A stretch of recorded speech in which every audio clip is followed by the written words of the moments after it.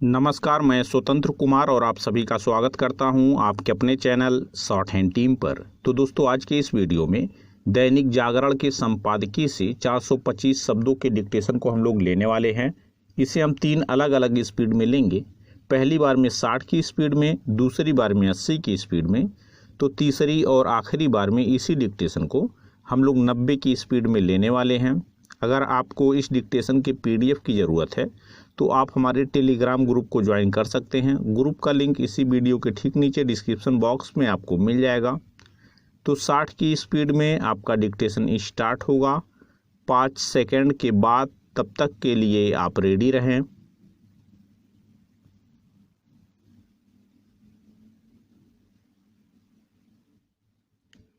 Start.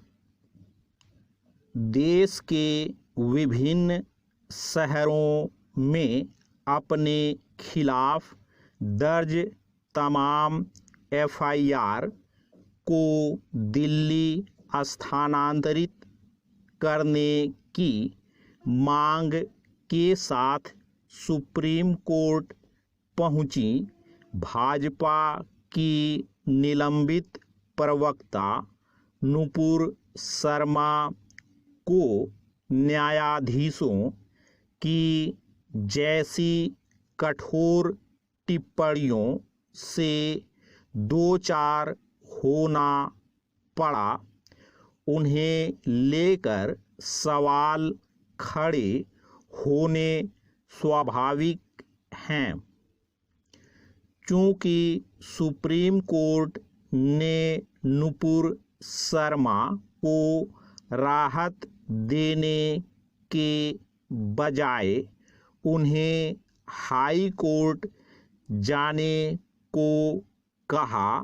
इसलिए उनके सामने अपनी याचिका वापस लेने के अलावा और कोई उपाय नहीं था। पता नहीं हाई कोर्ट से उन्हें राहत मिलेगी या नहीं, लेकिन सुप्रीम कोर्ट ने उन्हें जिस तरह उदयपुर में कन्हैया लाल की बर्बर हत्या के लिए भी जिम्मेदार ठहरा दिया, उससे उन तत्वों के हौसले बुलंद हो सकते हैं जो सिर तन से जुदा जैसे खौफनाक नारे के साथ उन्हें मारने की धमकियां देने में लगे हुए हैं। इसके चलते उन्हें सुरक्षा देनी पड़ी है। इससे इनकार नहीं कि ज्ञानवापी प्रकरण में टीवी चैनल पर बहस के समय नुपुर शर्मा ने तल्ख लहजे में जो टिप्पणी की उसने लोगों को उद्वेलित किया, लेकिन इसका यह मतलब नहीं कि भावनाएं आहत होने के नाम पर लोग हिंसा और यहाँ तक कि गला काट कर हत्या करने लग जाएं। पैरा। सुप्रीम कोर्ट ने नुपुर शर्मा को फटकार लगाते हुए जैसी टिप्पणियां की, उनसे उनके विरोध में सड़कों पर उतरकर उत्पात मचाने वालों को यह संदेश जा सकता है कि उन्होंने कुछ गलत नहीं किया। आखिर सुप्रीम कोर्ट इसकी अनदेखी कैसे कर सकता है कि नुपुर शर्मा के माफ़ी मांगने और उन्हें भाजपा से निलंबित किए जाने के बाद भी देश के कई शहरों में उनके खिलाफ किस तरह उग्र और हिंसक प्रदर्शन हुए। यह सही है कि किसी याचिका की सुनवाई के दौरान न्यायाधीशों की ओर से की जाने वाली कई टिप्पणियां फैसले का हिस्सा नहीं होती, लेकिन उनका असर तो पड़ता ही है। अच्छा होता कि सुप्रीम कोर्ट नुपुर शर्मा को फटकार लगाने और दिल्ली पुलिस से यह प्रश्न करने तक सीमित रहता कि आखिर उसने निलंबित भाजपा नेता के खिलाफ एफआईआर दर्ज करने के बाद क्या किया। यदि किसी के खिलाफ एफआईआर दर्ज हुई है तो लोगों को यह पता चलना ही चाहिए कि उस पर आगे क्या कार्रवाई हुई। आशा की जाती है कि दिल्ली पुलिस इस प्रश्न के उत्तर के साथ सामने आएगी, लेकिन इसी के साथ यह भी अपेक्षित है कि सुप्रीम कोर्ट अपनी टिप्पणियों पर विचार करे। यह अपेक्षा इसलिए क्योंकि उसकी कुछ टिप्पणियां उन लोगों को बल प्रदान करने वाली भी हैं जो भारत में इस निंदा का वैसा ही कठोर कानून बनाने की मांग कर रहे हैं जैसे कई इस्लामी देशों में बने हुए हैं। स्टॉप।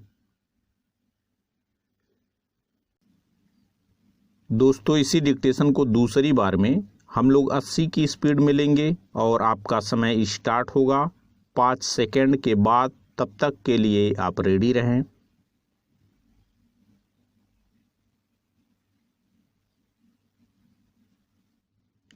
स्टार्ट।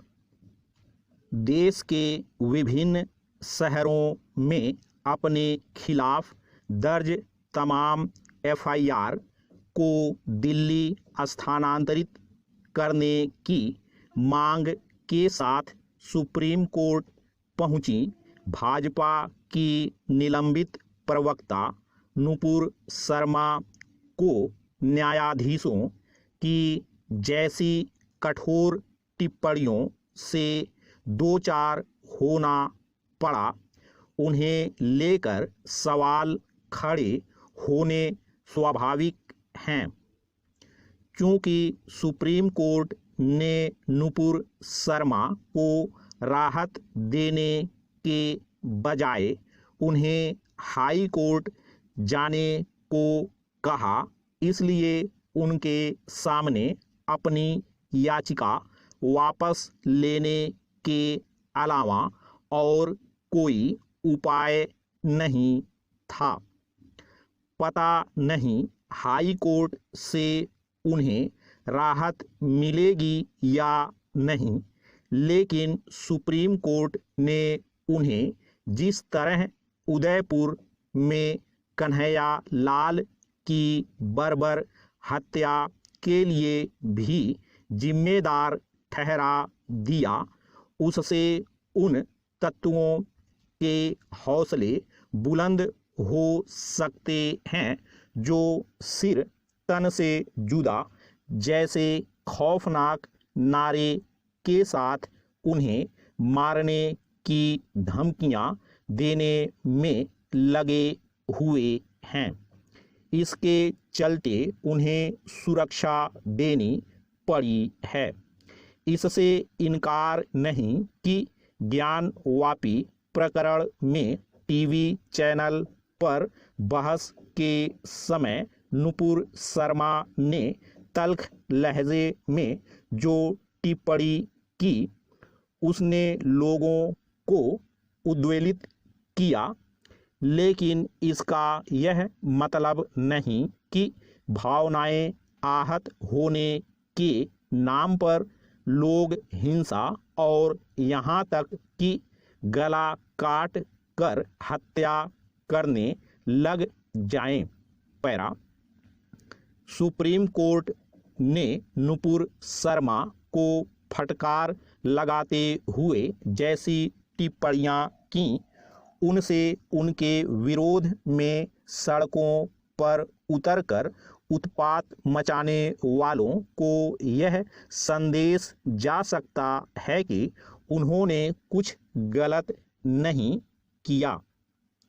आखिर सुप्रीम कोर्ट इसकी अनदेखी कैसे कर सकता है कि नुपुर शर्मा के माफ़ी मांगने और उन्हें भाजपा से निलंबित किए जाने के बाद भी देश के कई शहरों में उनके खिलाफ किस तरह उग्र और हिंसक प्रदर्शन हुए। यह सही है कि किसी याचिका की सुनवाई के दौरान न्यायाधीशों की ओर से की जाने वाली कई टिप्पणियां फैसले का हिस्सा नहीं होती, लेकिन उनका असर तो पड़ता ही है। अच्छा होता कि सुप्रीम कोर्ट नुपुर शर्मा को फटकार लगाने और दिल्ली पुलिस से यह प्रश्न करने तक सीमित रहता कि आखिर उसने निलंबित भाजपा नेता के खिलाफ एफआईआर दर्ज करने के बाद क्या किया। यदि किसी के खिलाफ एफआईआर दर्ज हुई है तो लोगों को यह पता चलना ही चाहिए कि उस पर आगे क्या कार्रवाई हुई। आशा की जाती है कि दिल्ली पुलिस इस प्रश्न के उत्तर के साथ सामने आएगी, लेकिन इसी के साथ यह भी अपेक्षित है कि सुप्रीम कोर्ट अपनी टिप्पणियों पर विचार करे। यह अपेक्षा इसलिए क्योंकि उसकी कुछ टिप्पणियां उन लोगों को बल प्रदान करने वाली भी हैं जो भारत में इस निंदा का वैसा ही कठोर कानून बनाने की मांग कर रहे हैं जैसे कई इस्लामी देशों में बने हुए हैं। स्टॉप। दोस्तों, तीसरी और आखिरी बार में इसी डिक्टेशन को हम लोग 90 की स्पीड में लेंगे और आपका समय स्टार्ट होगा 5 सेकंड के बाद। तब तक के लिए आप रेडी रहें।